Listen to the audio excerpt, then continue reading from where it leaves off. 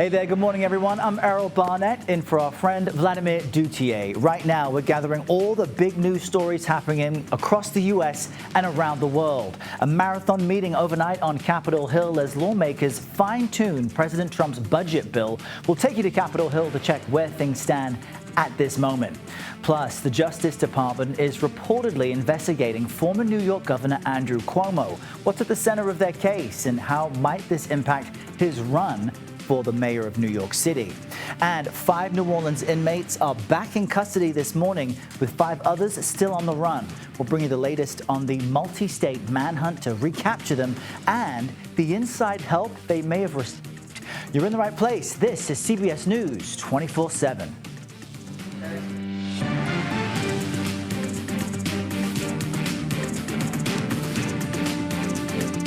All right, checking our watches, the House Rules Committee is in hour 9 of its final debate over Republicans' cornerstone bill to enact President Trump's agenda. And there's still no deal. This started at 1 a.m. Eastern, and many Democrats are saying the timing of this debate was intentional, with most Americans sleeping. Really, the question is, why was this hearing noticed for 1 a.m.? Why have we spent the past 5 hours debating this bill in the dead of night? Of course, I have a theory, and it's that this bill is indefensible and that House Republicans know that full well. You've held a lot of hearings, right? We have, yeah. Have you noticed any of them at 1 a.m.? We've had some markups go past. Not if they went past. Have you noticed any hearings at 1 a.m.? I have not, no. All right, CBS News congressional correspondent Caitlin Huey-Burns brings us the latest on all of this. CHB, good morning to you. So why were lawmakers working overnight on this? As we see there, it's attracting a bit of criticism. Yeah, indeed, Errol. I, for one, am glad I was not physically here last night, but following all the iterations, of course, on YouTube and C-SPAN. But there were a couple different ways to think about this. One has to do with the calendar. At least the Republicans' argument is the way in which all the procedure works. Essentially, won't get into the weeds, but in order to get this to the floor by tonight or tomorrow, as they want, had to kind of go through this process at this time. But Democrats are making their argument, as you just heard there, that having this at 1 in the morning, having this Rules Committee hearing, and I should note the importance of the Rules Committee, again, not to get into the weeds here, but the Rules Committee is essentially preparing this bill to go to the floor. And that's when key amendments can be added to this bill. Remember, we've been talking about all these negotiations happening behind the scenes with House leadership and various factions of the House Republican Conference to get them all on board. Conversations about Medicaid, about state and local tax deductions, and a variety of other things. That will all be packaged together eventually into what's called a manager's amendment that will then be added to this bill through this committee. And that's why this is important here. And I should note, Errol, that we have not yet seen that amendment. We haven't seen the text of what has been agreed to behind the scenes between those holdout Republicans and Republican leaders on what those changes will actually be. So that's really what we're waiting for here. And that will tell us a good indication through this committee about whether they have the votes to pass this overall. All right, well, CHP, you've extinguished my follow-up question of what's in the manager's amendment. How will it change Americans' lives? But we do know that President Trump... I knew you were going there, Errol, because you're always quick with the follow-ups. I'm sorry to have precluded your great questions. We've mind-melded. But we do know at about this time yesterday, President Trump was there on the Hill trying to get the GOP House caucus behind this bill. How, then, will his influence be evident? Yeah, and this is really important, Errol, because this is his agenda in legislative form. He's been able to do a lot, as we've seen over the past 5 months, through executive action. But if he wants his key campaign promises on immigration enforcement, on extending the Trump tax cuts, no tax on tips and overtime, and other key campaign promises and agenda items, that has to go through actual legislation. And so he has a very vested interest in seeing this go go through. So he was on the Hill yesterday essentially telling lawmakers, get in line here, drop your pens, stop wasting time on this, just get this passed. But here's the key, Errol. You have a couple of factions here that don't necessarily bow to the president, which is actually pretty interesting because we know that Republicans have, really paved the way for President Trump, and their constituents want them to do what he wants to do. But you do have a couple of lawmakers, either Republicans in blue states or really conservative Republicans who say that they aren't swayed by the president. So we'll see kind of what his arm twisting, whether that bears fruit tomorrow. Yeah, and they've got such a slim majority there, Republicans. They cannot have too many defectors. I want to ask you quickly about another headline. This morning, we learned Congressman Connolly of Virginia has passed away. What do we know about that? That's right, Errol. He has been battling cancer. He actually stepped down from a key committee post and had said that he wasn't going to run for re-election. That was very recently, and this has unfortunately progressed to the state that we hear this really sad news today. Of course, our hearts are with his friends and family and his staffers. I should note it's also unfortunate that several Democrats have died in office this year, and it does point to some bigger questions that the party is facing, obviously in light of all the new reporting about Joe Biden and his condition while in office. There was a big battle earlier this year between Connolly and Congresswoman Alexandria Ocasio-Cortez to be the Democratic leader on a key committee, the Oversight Committee. Connolly won out, but of course, a lot of this raises questions about, generational change that the party is pushing for and having to kind of reckon with of this factor in their party. Yeah, a large loss for Democrats. Connolly is such an outspoken supporter and proponent of democratic values. Caitlin Huey-Burns, across all the big stories for us on Capitol Hill, thank you so much. Now, President Trump is set to meet with the president of South Africa today at the White House. And this comes after a heated exchange on Capitol Hill yesterday between Senator Tim Kaine and Secretary of State Marco Rubio. Now, Kaine, a Democrat, slammed the Trump administration for granting refugee status to Afrikaners while canceling other refugee programs. Listen. I think that the United States has a right to allow into this country and prioritize allowance of who they want to allow to come in. But I think but I'm going to ask you, what, so a well-justified fear of persecution? Yeah, they thought that their farms were were being burned down and they would be killed. I think that's a pretty good justification for wanting to come. They're afraid for their lives. And should it be applied in an even-handed way? That's an easy No, our foreign policy doesn't require even-handedness. So can you have a different standard based upon the color of somebody's skin? Would that be acceptable? Well, I'm not the one arguing that. Apparently you are, because you don't like the fact that they're white, and that's why they're coming.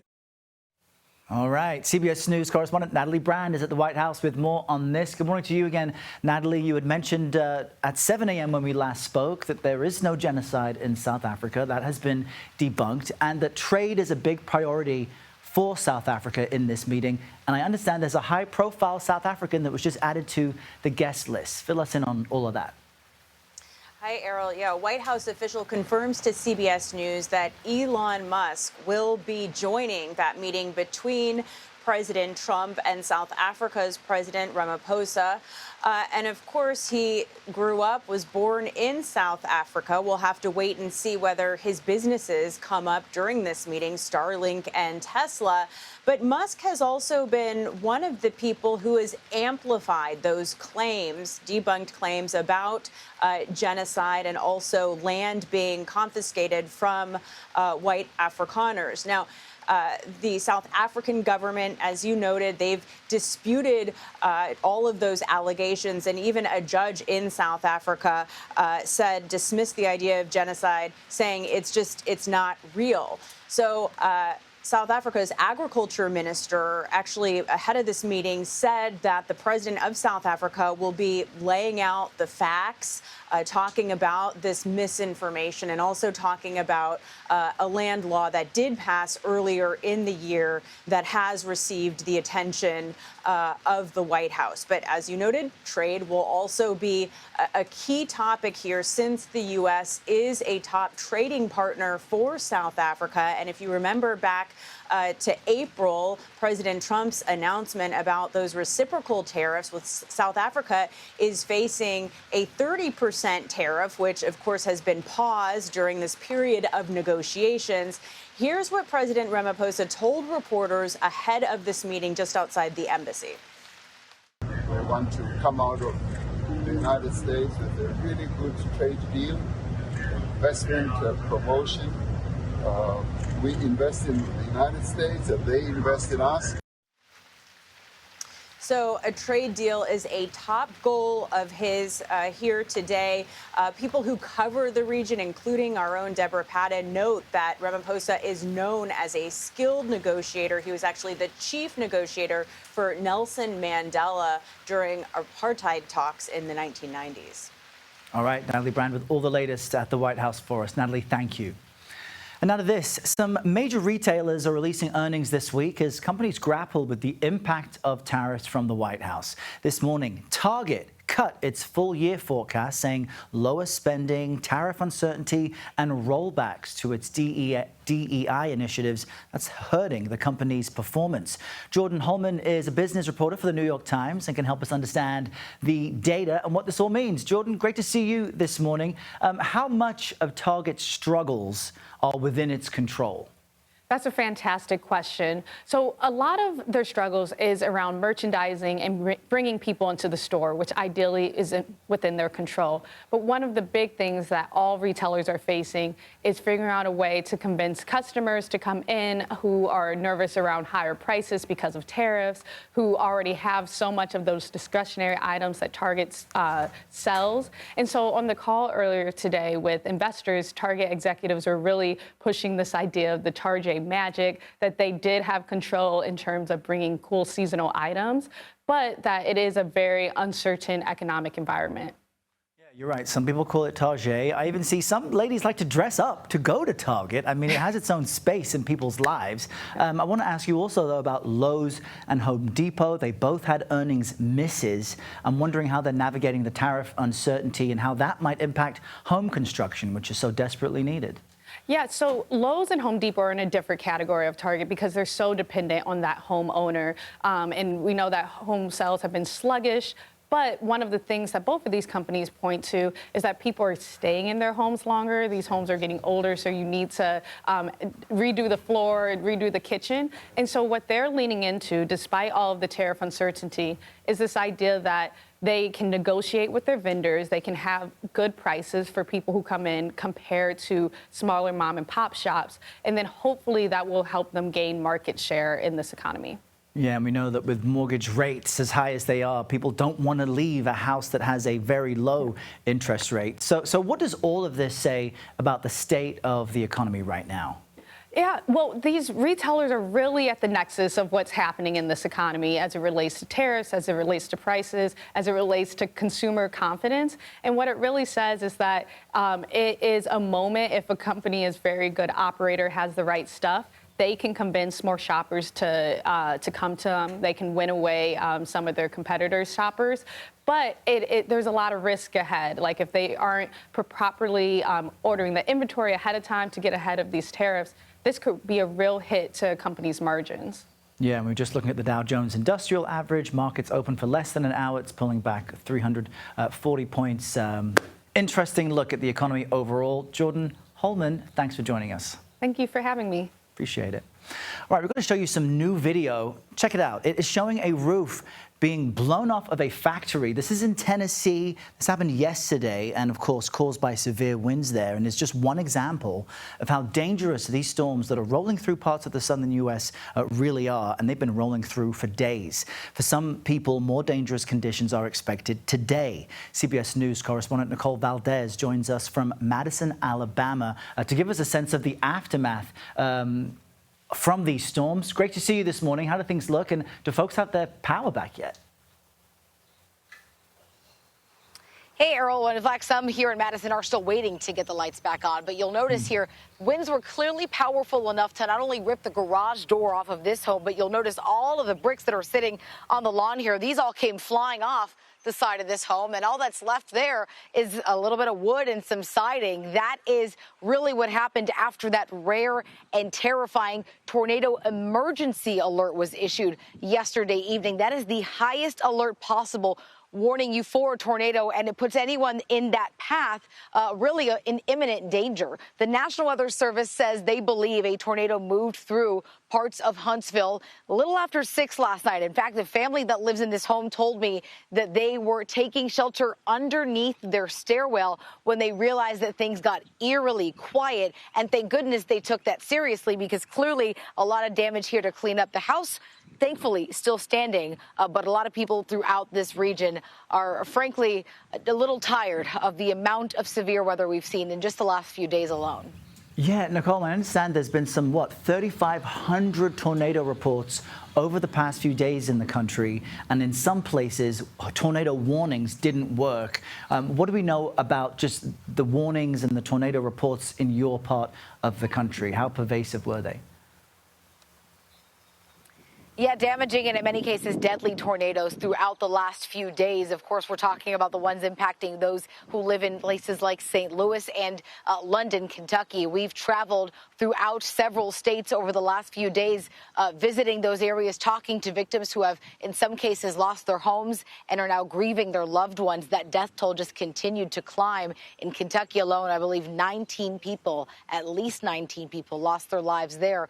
So there is a lot of pain, of course, for so many still grieving and getting through these storms. Yeah, and we're seeing some of the aerial footage as well as just how destructive these storms can be. Nicole Valdez, thank you so much. Appreciate the update. All right, let's go ahead and bring in CBS News Philadelphia meteorologist Grant Gilmore now with a look at your national forecast. This is so serious for so many people, Grant.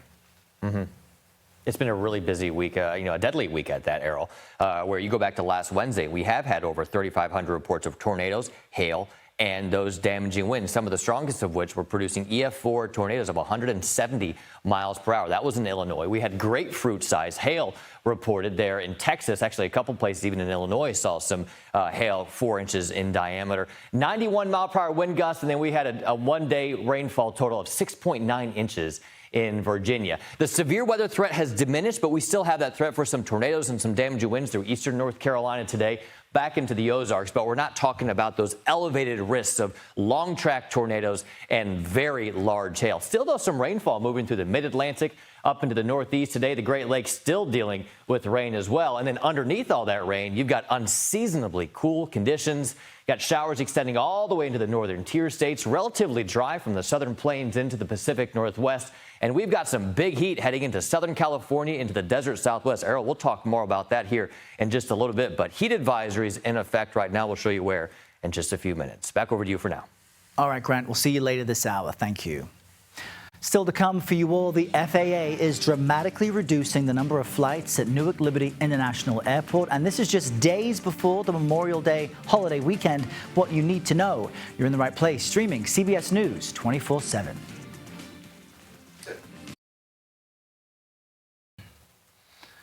Welcome back. CBS News has obtained new surveillance video of one of the New Orleans jailbreak suspects being taken into custody.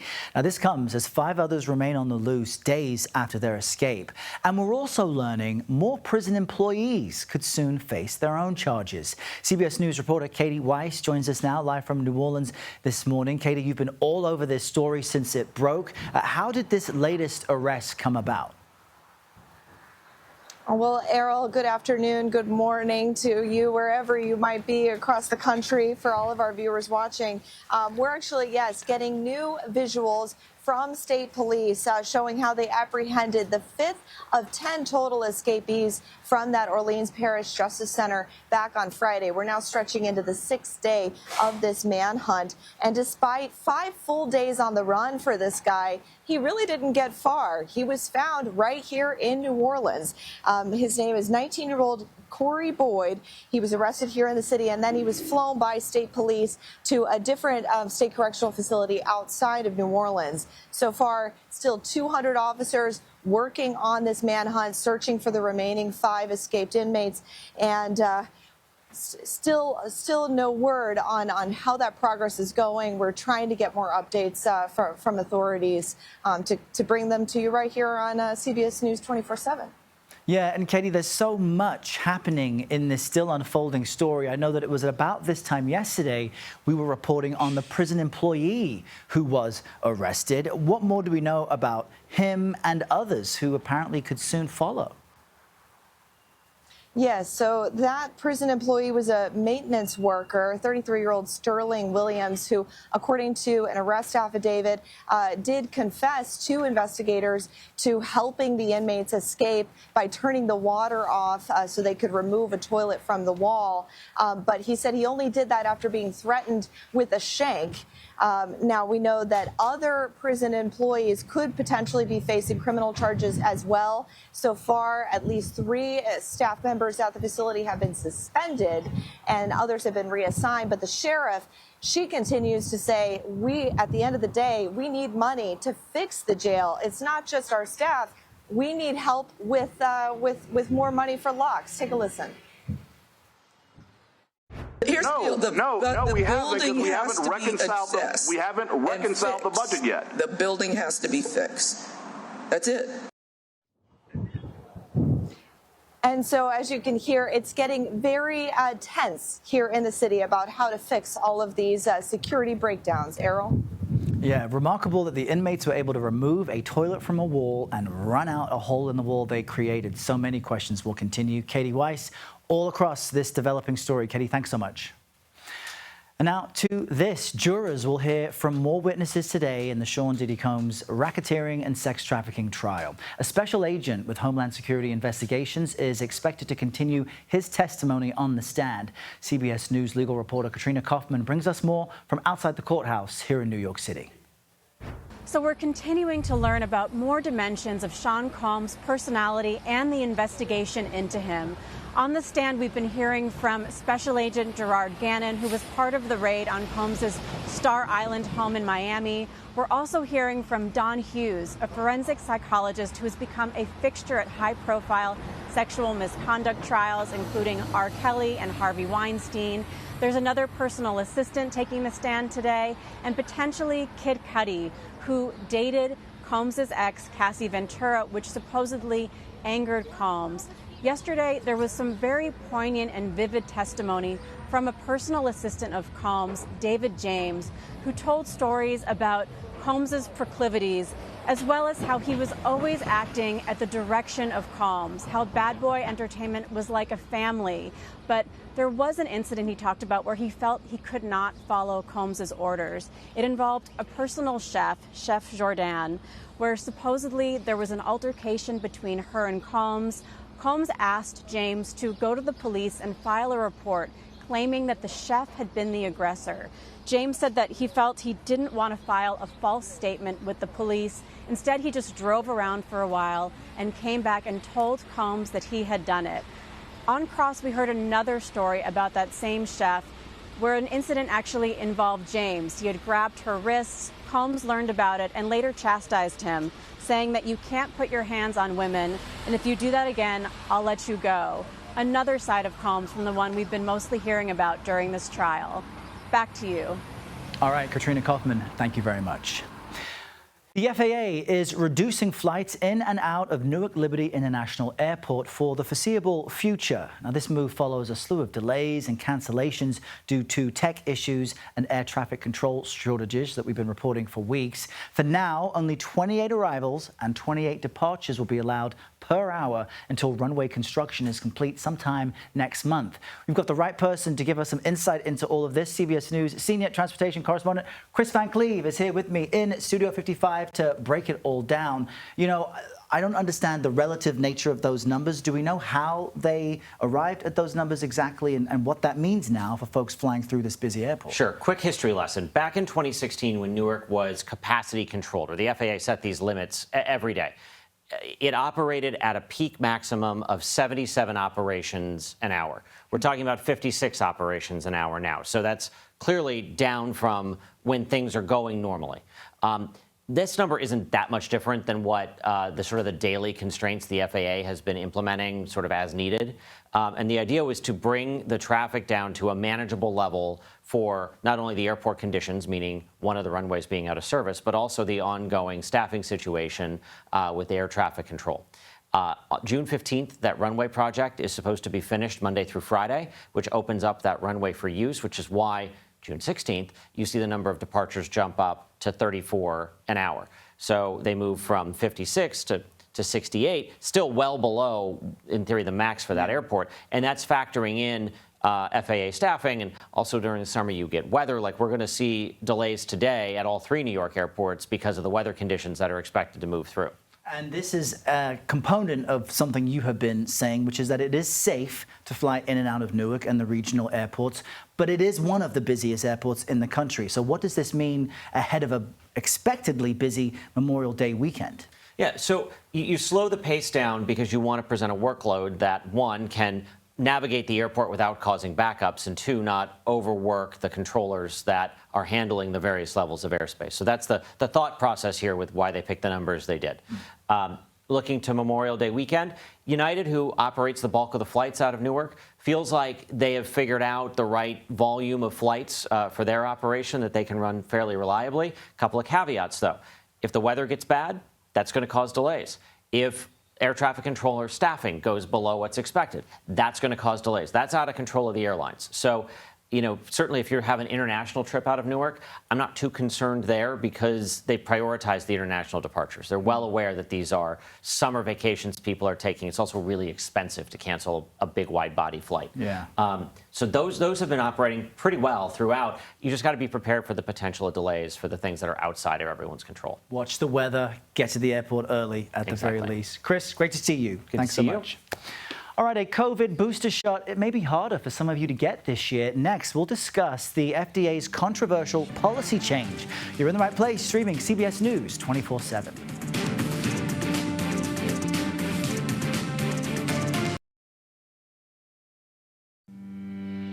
Welcome back. Here's a look at some of the big stories we're tracking for you right now. Health officials are investigating a salmonella outbreak connected to cucumbers. At least 9 people have been hospitalized. Dozens of cases have been reported across 15 states. The potentially contaminated cucumbers are linked to Florida grower Bedner Growers. It's the same company tied to a salmonella outbreak last year that sickened more than 500 people. Officials say the tainted cucumbers were sold between April 29th and May 19th. That's Bedner Growers, and if you aren't sure of the source of the cucumbers in your fridge, you are urged to throw them away. At least 2 Navy SEALs are facing disciplinary actions over racist memes sent in a Signal chat. Sources tell CBS News that members of SEAL Team 4 shared the memes to a fellow black SEAL several years ago. They resurfaced recently after the targeted sailor reported them. The SEALs who sent the messages are reportedly facing potential career-ending punishments, demotions, or loss of pay. The Associated Press reports that platoon and team leaders are also facing punishment for not adequately addressing the targeted sailor's concerns about racist behavior. And Pope Leo XIV greeted visitors in St. Peter's Square this morning. It's where he held his first general audience. The pontiff publicly prayed with the crowd and delivered remarks, some of which were in English. During his speech, Pope Leo addressed the situation in Gaza and made an appeal for Israel to allow humanitarian aid into the enclave. And new this hour for you, the Justice Department has just announced it's dismissing lawsuits against police departments in Louisville, Kentucky and Minneapolis, Minnesota. These Biden-era suits accuse the departments of unconstitutional policing practices related to the deaths of Breonna Taylor and George Floyd. CBS News Department of Justice correspondent Scott McFarland joins us now from our D.C. bureau with more on this. Scott, this was just announced minutes ago. Tell us about why these lawsuits are being dismissed. Yeah, this was no surprise. The Trump administration was walking back from these recently agreed upon settlement deals with Minneapolis and with Louisville and these federal legal challenges against Minneapolis and Louisville. Both departments are accused of improper practices. Louisville was accused of excessive force, including excessive use of neck restraints, police dogs, and tasers. Minneapolis has been under scrutiny from the feds ever since the murder of George Floyd in 2020 by a then Minneapolis police officer. The Department of Justice and its Civil Rights Division in the Trump administration is trying to disentangle itself with oversight of local police departments. They call it micromanaging.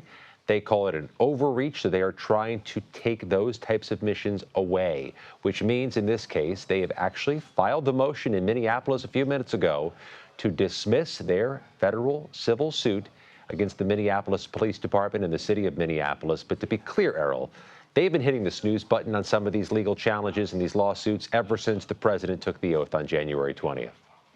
There's another big headline I want to ask you about, Scott. Some new changes in the DOJ shifting which police agencies actually get federal grants. Fill us in on that.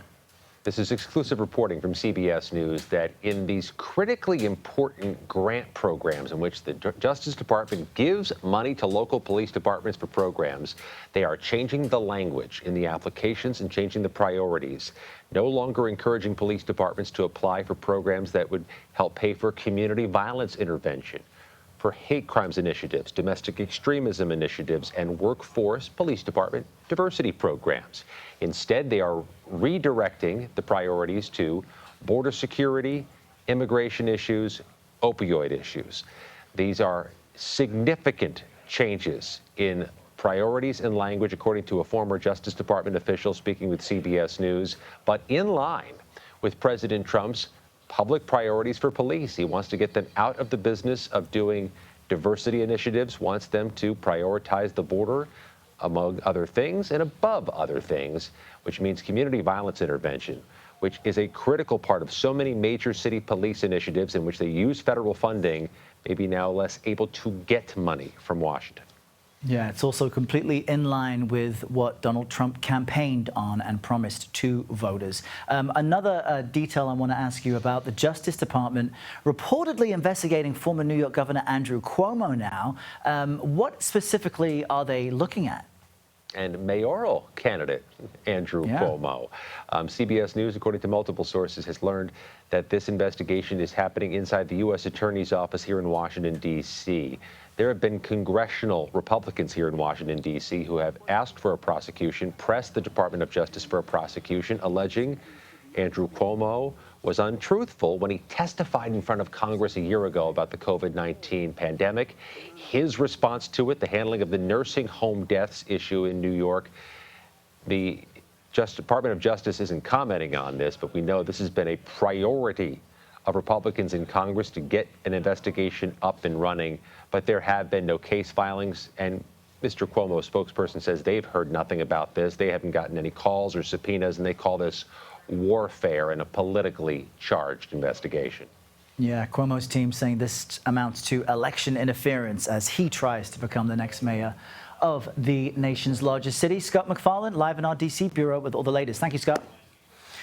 We also want to bring this to you. It's fresh. Homeland Security officials are revealing new details about migrants that were sent to South Sudan. A judge ordered the United States must maintain custody of them. A federal court filing states migrants from countries like Myanmar and Vietnam, they may have been on a deportation flight to the East African nation.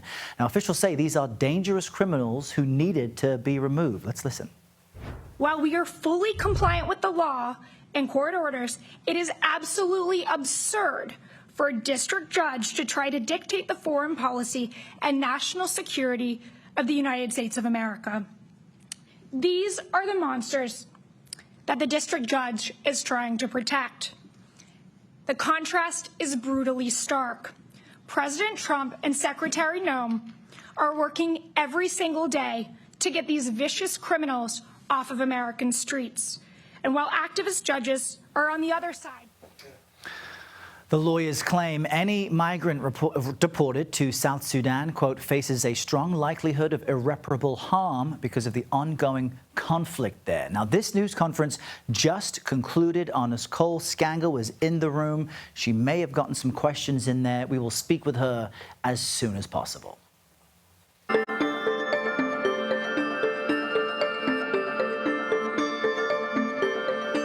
All right, this is important. The FDA is now limiting the number of Americans who can get an annual COVID vaccine shot. The new guidelines say people 65 and older and those who have a high-risk health condition that makes them vulnerable to severe COVID, they are still eligible. The vaccine, though, is not approved for healthy Americans under 65 until further testing is done. Let's bring in Dr. William Schaffner now. He's an infectious disease expert and professor of medicine at Vanderbilt University School of Medicine. Good morning to you, Doctor, joining us from Nashville, Tennessee. Can you explain this change for us and why it's being made now? Well, Errol, good morning. And the change actually was anticipated. The CDC's advisory committee has been looking at the same data, thinking that now that COVID is endemic here and really affects principally people who are older and people who have underlying medical conditions, perhaps the recommendations for this fall, for this upcoming fall season, should be altered from everyone to targeted recommendations. And perhaps with a more targeted recommendations, we could get more acceptance of the vaccine. Now, that said, there are still many people who are younger than age 65 and do not have an underlying medical condition who would like to be vaccinated. Perhaps they're traveling. Perhaps they're caring for someone at home who has one of these underlying chronic medical conditions. Perhaps they just wish to take advantage of this prevention activity. And could they receive the vaccine? The CDC's advisory committee will meet sometime in June.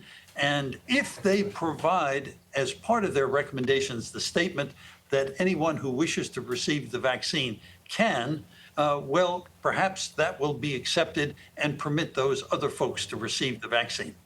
Okay, so as of right now, younger people who still want to get that shot, and as you said, may have someone at home that is predisposed to it, they can't get it at the moment. Is that right? So well, it's a wait and see. They could, Errol. It would be off-label, and then they would have to pay for it out of pocket. All right, an important update for everyone watching. Dr. William Schaffner, always great to see you. We appreciate the update. Thanks. My pleasure. All right, we are keeping a very close eye on this. It's the powerful storm that we were telling you about earlier. It's crisscrossing its way across the country. CBS News Philadelphia meteorologist Grant Gilmore can give us another look at the national forecast and which areas specifically are under threat. Grant? Look, Errol, it's been a really busy past 7 days. You go back to last Wednesday, we've had over 3,500 just reports of some type of severe weather, whether it's a tornado, damaging winds, or destructive hail. Now, we still have a threat for the severe weather today, but the coverage and the intensity or the likelihood of that severe weather is at least quite a bit lower. Still some threats, though, across the country. Highlighting in here, you got a slight risk of severe weather back into the Ozarks. That includes southwestern Missouri into northern Arizona. You got a marginal risk for some severe storms across the northern part of the state of Florida into South Georgia. And then you've got, again, a slight risk for some severe storms developing over eastern North Carolina into the Outer Banks. Now, some of these hailstones that could develop today could be a little bit bigger. They're around 2 to 3 inches in diameter, but we really have to watch out there through eastern North Carolina for that threat for some tornadoes developing. This is going to be out towards the Outer Banks. So even though we've got rainy conditions, probably not a lot of people out there trying to enjoy the Outer Banks. Obviously, we always have to watch out for tornadoes, especially into some of those backwaterways where the friction's a little bit less and those tornadoes could spin up a little bit quicker. We do have a lot of rainfall moving through the Northeast. This is going to make for not just a rainy mid and second half of the week, but a cool second half of the week. Some places up towards Philadelphia and New York looking at high temperatures only in the mid and upper 50s the next couple of days. That rain extends back into the northern tier states as this low pressure system slowly moves out. You've got dry weather across the Pacific Northwest and hot conditions across the Southwest. Several heat advisories in effect, including portions of Los Angeles, where temperatures, especially in the valleys, could climb up to around 100 degrees. You got 104 in Palm Springs, Phoenix near 102, and those triple-digit temperatures could continue into West Texas all the way through the rest of the week. Errol, back to you. Yeah, those temperatures can sting. Grant, thank you very much. Yeah. All right, an epic rivalry set to meet again tonight as the Indiana Pacers go head-to-head against the New York Knicks. Who you rooting for? Coming up next, we'll speak with a former Knicks player about the rematch and what's at stake as the NBA Eastern Conference kicks off. This is CBS News 24/7. All right, welcome back. A decades-old rivalry will be reignited tonight as Game 1 of the Eastern Conference Finals between the Indiana Pacers and the New York Knicks tips off tonight in New York City, with a trip to the NBA Finals on the line here. We've got just the right guy to talk to this about. Chris Dudley joins us now. Many of you know he is a former NBA player who logged 16 seasons in the league.